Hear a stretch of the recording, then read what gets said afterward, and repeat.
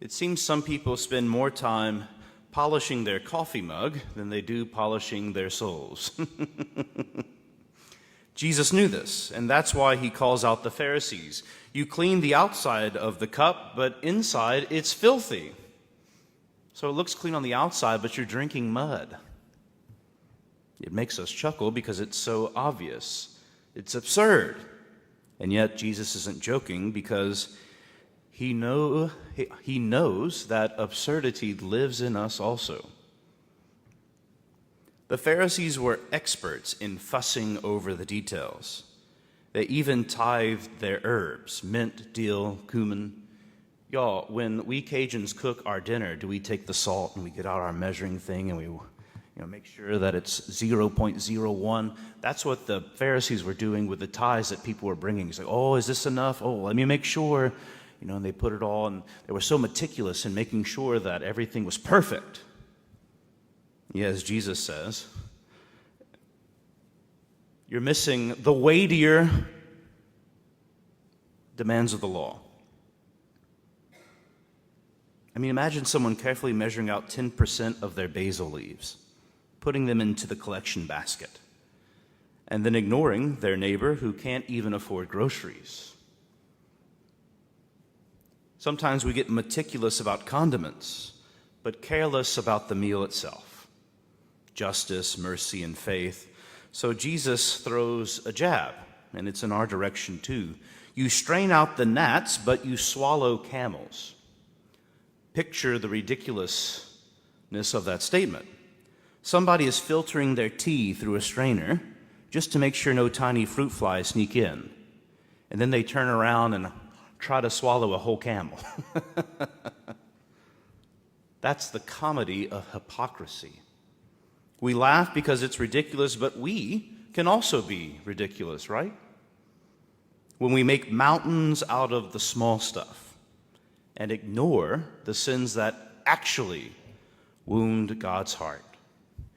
We treat somebody cutting us off in traffic as a grave mortal sin, but not us saying all the words that follow after they cut us off.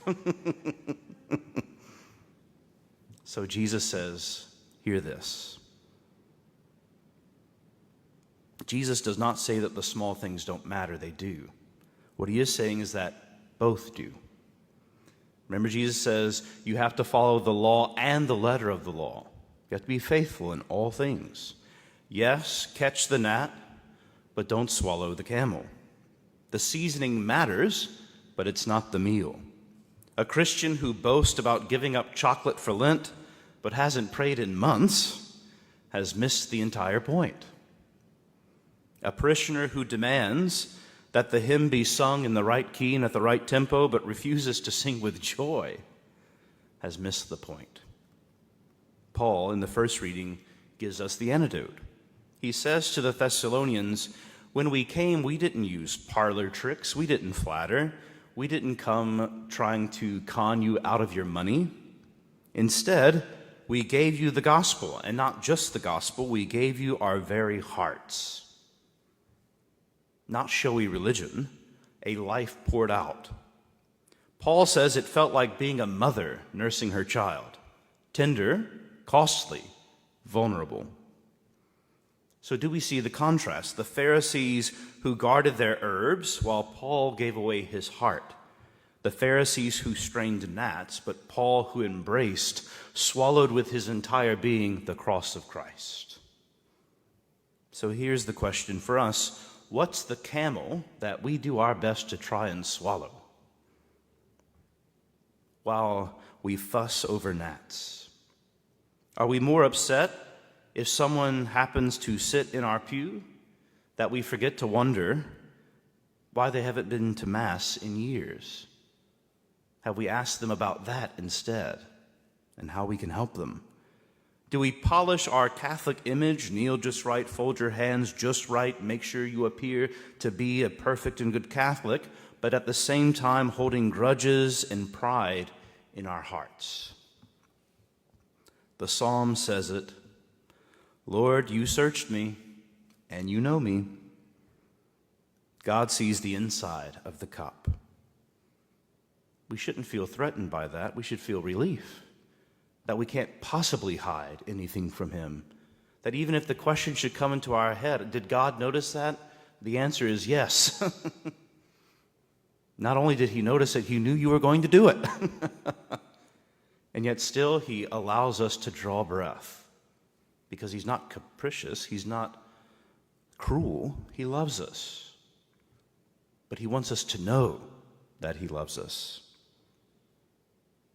Because when he cleans the inside of the cup, the outside shines even more marvelous.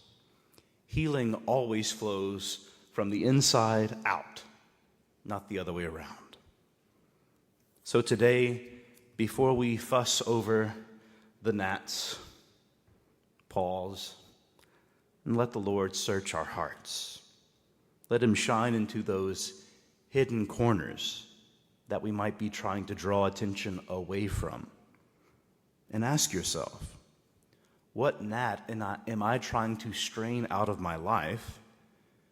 And what camel do I need to spit out before it chokes me?